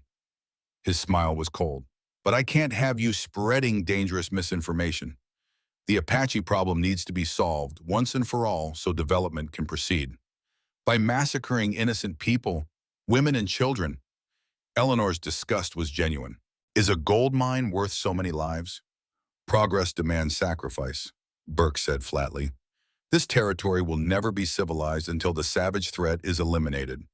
The gold is just a bonus, one that will make me and my investors very wealthy men. He drew his pistol. Now where is Reed's journal? Outside, a bird call sounded, seemingly natural, but Eleanor recognized it as the Apache signal that the warriors were in position. She straightened her spine, drawing on every ounce of courage. You're going to kill me anyway, she stated calmly. Why should I tell you anything? Burke's smile was chilling. Because how you die depends on your cooperation, quick and clean, or slow and painful. He gestured to one of his men. Daniels here spent 3 years as a Comanche captive, learned all sorts of interesting techniques. The man called Daniels, a scarred, hard-faced individual, drew a wicked-looking knife. I owe the Redskins for what they did to me, he growled. Happy to return the favor through their white squaw. Eleanor controlled her fear, keeping her expression defiant. I'm not afraid of you, Clayton. The truth will come out with or without me. I doubt that, Burke replied. By this time tomorrow, the army will have dealt with Hawk Thunder's village. Any evidence you think you have will burn with them. The casual mention of the planned destruction of the village sent ice through Eleanor's veins. The army believes your lies about the raids. Captain Miller is an ambitious man, Burke said with a shrug. He doesn't ask too many questions when there's a chance for advancement. His eyes hardened. Last chance, Eleanor. The journal. It's with Hawk Thunder, she admitted, seeing no reason to lie on this point. At Three Hawks Mesa. Burke nodded to his men. We'll find it after we're done here. He raised his pistol, aiming it at Eleanor's heart. Any last words? A message for your husband, perhaps, when you see him in hell? Eleanor stood tall, her hand finding the amulet at her throat. Just one thing, Clayton. You should have checked the cabin more carefully. Confusion crossed Burke's face. A moment before the back door burst open and Luna leapt into the room, knife flashing. Simultaneously, the front door crashed inward as Apache warriors swarmed inside. What followed was chaos. Gunshots, war cries, the clash of steel. Eleanor dove beneath the table as Burke fired wildly, cursing. Through gaps in the furniture, she saw Luna engaged in hand-to-hand combat with Daniels, her knife against his larger blade. A boot appeared beside the table. Eleanor grabbed it, pulling hard. One of Burke's men crashed to the floor, his rifle spinning away. She scrambled for it, fingers closing around the wooden stock, just as rough hands seized her hair. Savage-loving bitch, a voice snarled in her ear. Eleanor swung the rifle blindly, feeling it connect with solid flesh. The hands released her. She rolled away, coming up against the wall, the rifle clutched to her chest. Burke stood in the center of the cabin, blood streaming from a cut on his face. His pistol aimed at Luna, who had pinned Daniels to the floor with her knee on his chest, knife at his throat.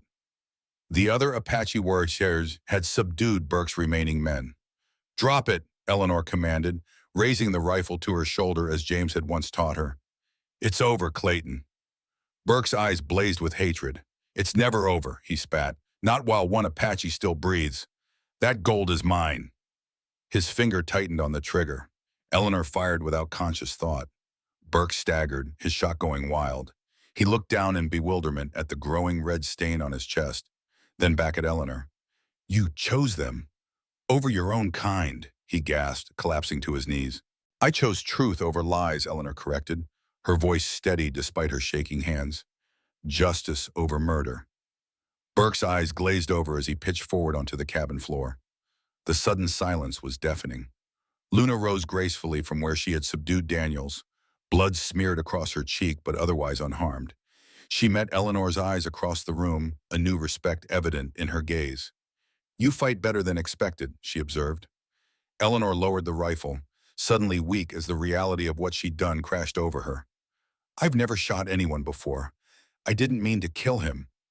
Before Luna could respond, shouts came from outside. More riders were approaching, a larger group, judging by the sound. Eleanor moved to the window, dread filling her as she saw the dust cloud. "Cavalry," she breathed. "At least a dozen men."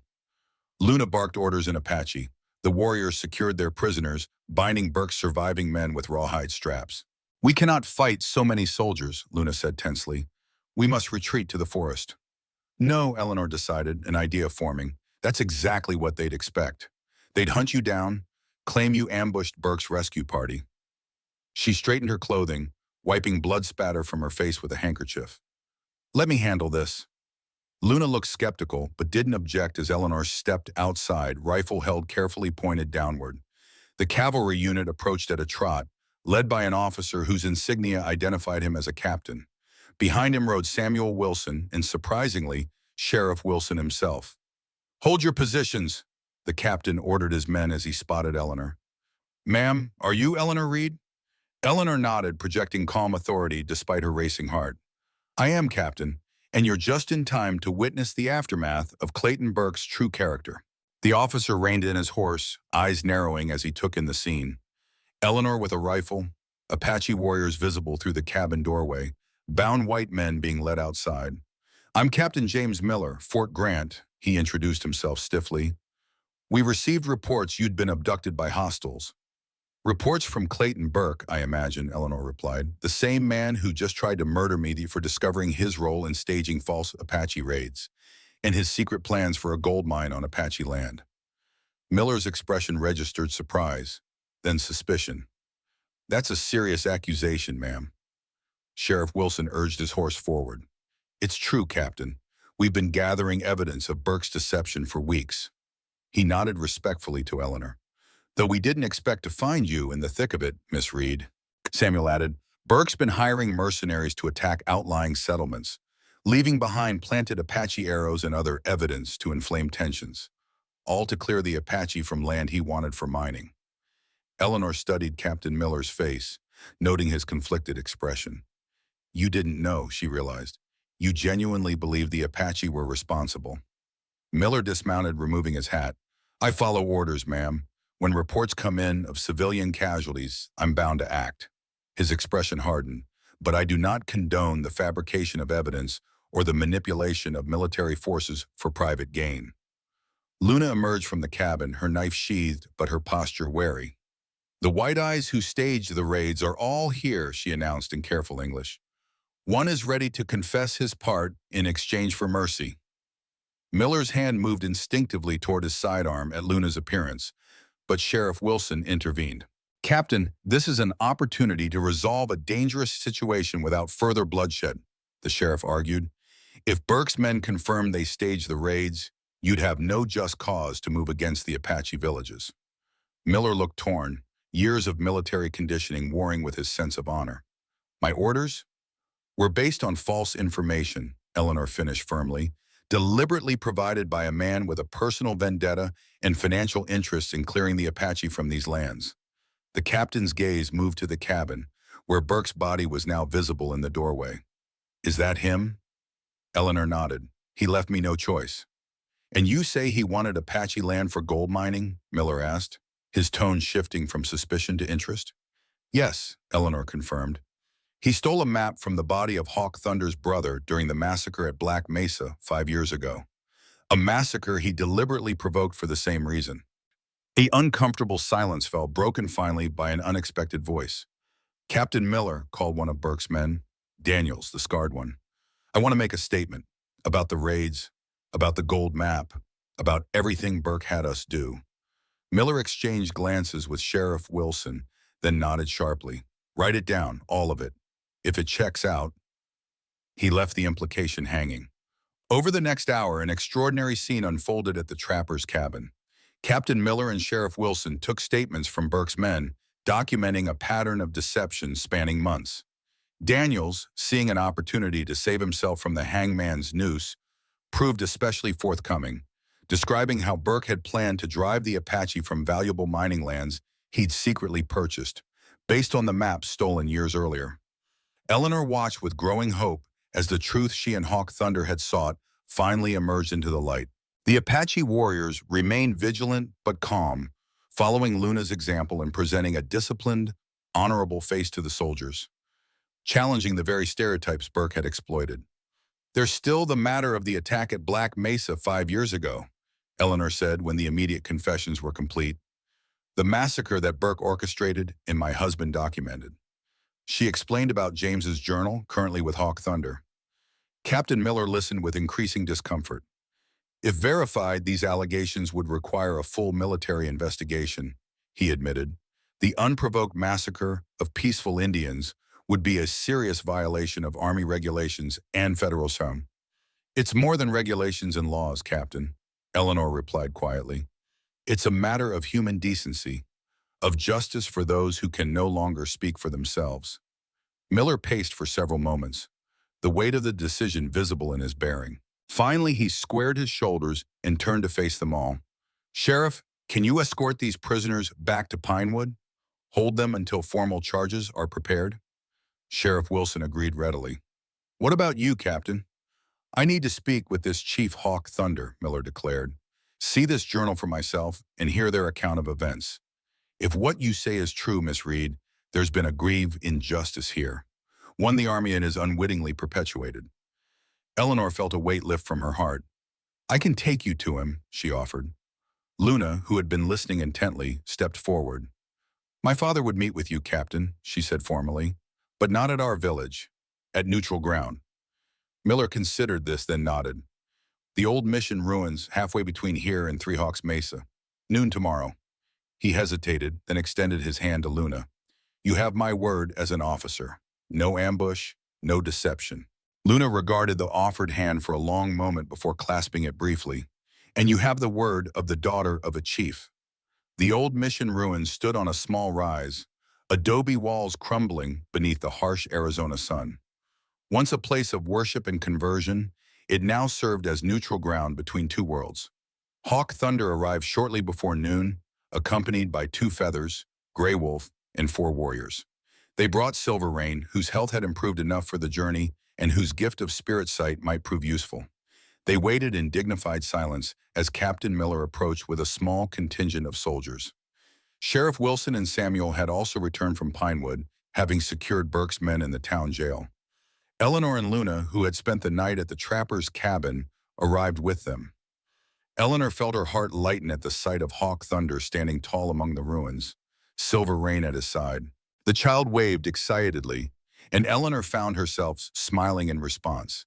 Something had shifted in her during these days among the Apache, a sense of belonging she hadn't expected to find. The meeting began formally, with 2 feathers performing a ceremony to clear the air of old hostilities. Captain Miller, to his credit, participated respectfully, removing his hat and following the elders' instructions. "We are here to speak truth in a place that has known many lies," 2 feathers declared when the ceremony concluded, "to find a path forward that honors both peoples." James's journal lay open on a flat stone between the groups, its pages fluttering slightly in the desert breeze. Beside it rested a faded creased paper, the map Burke had stolen from the body of Hawk Thunder's brother. "I've read Major Reed's account," Captain Miller said, gesturing to the journal, "and I've taken statements from Burke's men regarding both the massacre 5 years ago and the recent staged raids."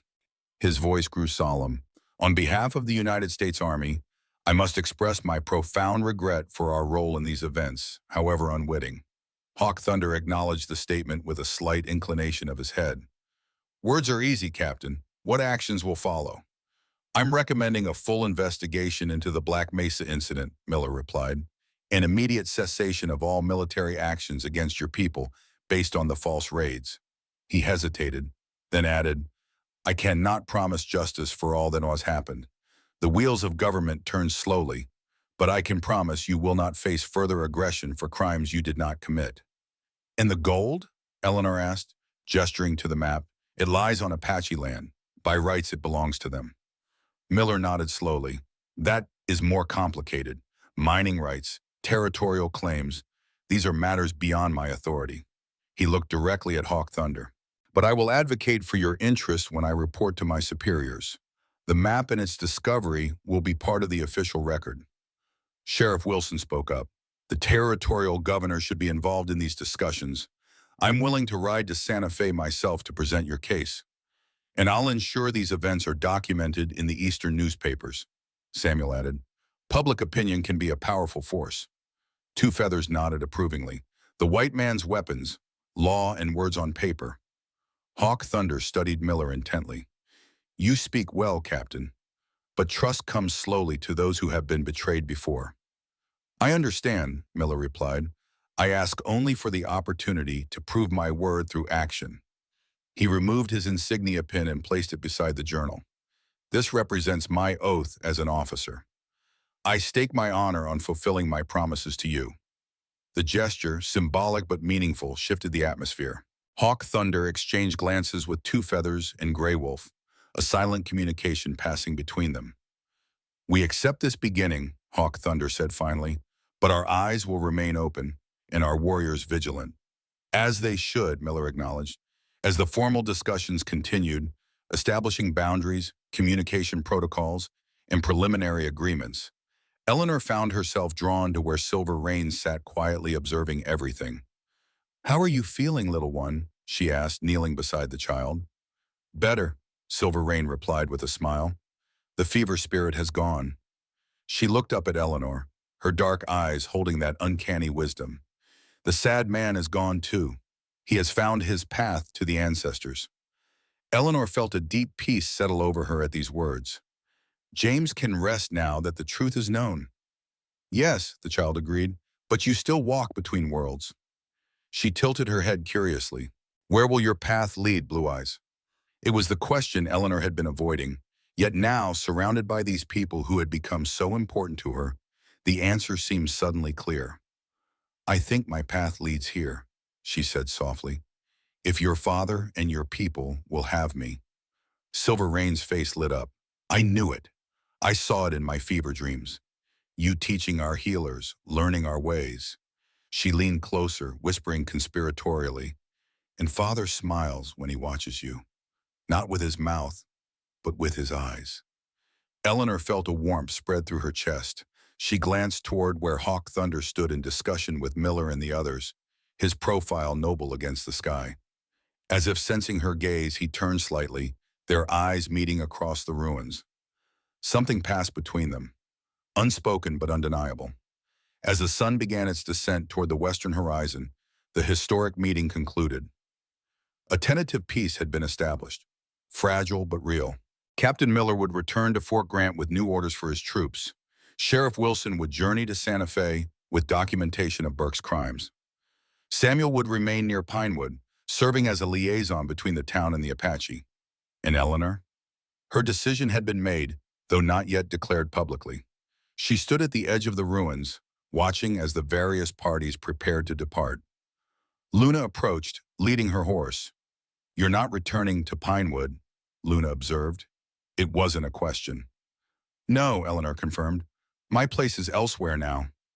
Luna nodded, a hint of satisfaction in her expression. Samuel told me he would visit the Boundary Creek when the moon is full. Eleanor smiled, noting the slight softening in the young woman's voice when she mentioned Samuel. You and he represent something important, a bridge between our worlds. Perhaps, Luna acknowledged, though such bridges are often difficult to cross. The most important paths usually are, Eleanor replied, echoing Two Feathers' wisdom. Hawk Thunder joined them, his gaze settling on Eleanor with quiet intensity. The council awaits your decision, he said. Will you return with us to Three Hawks Mesa? Eleanor met his eyes steadily. If I am welcome, I would like to stay among your people, to learn your medicine ways and share what I know, to help build understanding between our worlds. You would leave your people behind? Hawk Thunder asked, though his tone suggested he already knew her answer. I'm not leaving them behind. Eleanor corrected gently. I'm building a path between.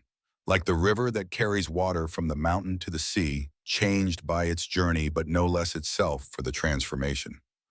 A rare smile touched Hawk Thunder's lips. You speak like one who has listened to Silvermane's wisdom. She is an excellent teacher, Eleanor replied with a smile of her own. The chief extended his hand palm up, an invitation rather than a demand. Then come, Eleanor Reed, your place awaits you. As Eleanor placed her hand in his, she felt the amulet warm against her skin, a tangible symbol of her acceptance among these people who had once been strangers.